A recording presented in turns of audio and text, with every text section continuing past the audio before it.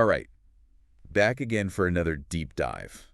Still kind of reeling, from our last one. So yeah. STON.fi in 2024. Just, Uh, wow, what a year they had, but we yeah. only got through like half of it. Right. There's so much more to unpack, especially those last few months. Last quarter. Yeah. Things really seem to, take off. Big time. So, ready to dive back in. Absolutely. Okay, cool.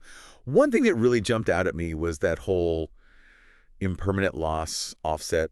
Sounds like a big deal. It is huge. But I gotta be honest, I get the general idea. Sure. But I'm still a little fuzzy on the specifics. It's definitely one of those concepts that takes a little wrapping your head around. Yeah. Okay, so think about it like this. Okay. You decide to provide some liquidity, right, to the 𝗤𝗙𝗥𝗧 pool on STON.fi. Mm-hmm. You're essentially letting other people trade 𝗤𝗙𝗥𝗧s using your tokens. Right. Now, let's say the price of 𝗤𝗙𝗥𝗧s it explodes, skyrockets, Okay. while your tokens are locked in that pool. That's when you might run into this thing, this impermanent loss.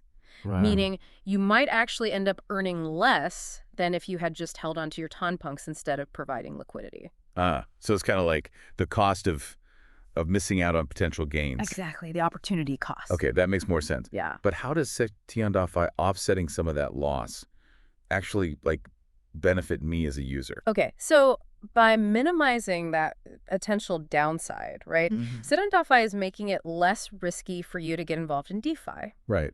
which hopefully encourages more people like you to provide liquidity, leading to deeper, more stable pools, which ultimately benefits the whole ecosystem. Got it. So it's all about building trust, basically. Exactly. Building confidence. Confidence. Yeah. And you know what that leads us to? What? Our next highlight, the Open League.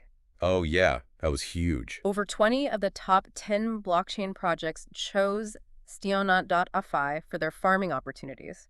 I'm talking 𝗤𝗙𝗥𝗧s, 𝗦𝗧𝗢𝗡. Like all the big names. So many more, yeah. But what's the significance, really, of all these projects working together like that? Well, I think first and foremost, it's a really strong signal. Okay. It shows that STON.fi is becoming this, central hub in the TO ecosystem. Right. And even bigger picture, it's really positive for DeFi on TON in general. Oh, so?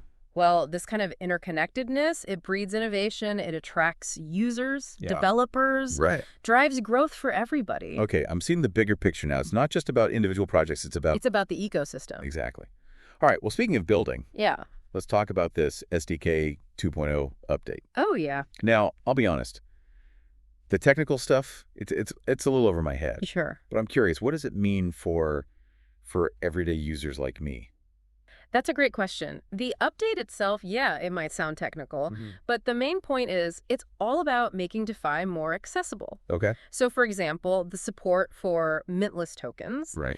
This simplifies the whole process of creating new tokens on STON.fi. In what way? Imagine, you could launch your own token without needing to know how to code. Wow. That's pretty powerful. It is. What about what was it? The transaction deadline management. Oh, right. Does that affect me directly? More than you might think. So this feature makes transactions smoother, Okay. more reliable, no more worrying about transactions getting stuck or delayed. It's about improving the overall user experience, building confidence. Got it. So basically, STON.fi is making it easier to create tokens, trade tokens, manage tokens, all while minimizing the risks. Exactly. I mean, that's pretty impressive, right? It is. Which I guess explains how they hit that, what was it, $1 million in trading fees? In just 30 days. Yeah.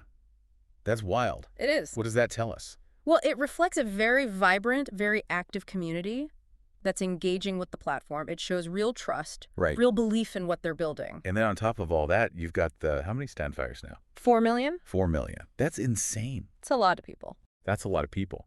Unique wallets, too. Unique wallets. What do you think has been the key to attracting such a massive following? I think it's a few things. Okay. But it boils down to trust and accessibility.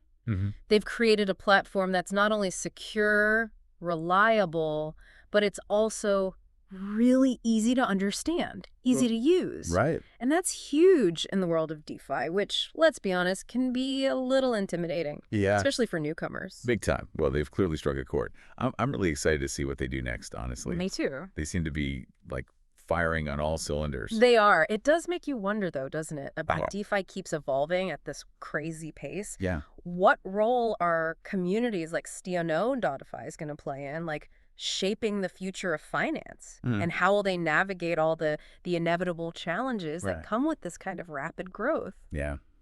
That's a big question. Which it is. Lots to think about. Well, on that note, I think we'll wrap up our deep dive into STON.fi's incredible year. Yeah. It's been a fascinating journey. Absolutely. And can't wait to see what the future holds. Keep exploring, stay curious, and we'll catch you on the next deep dive.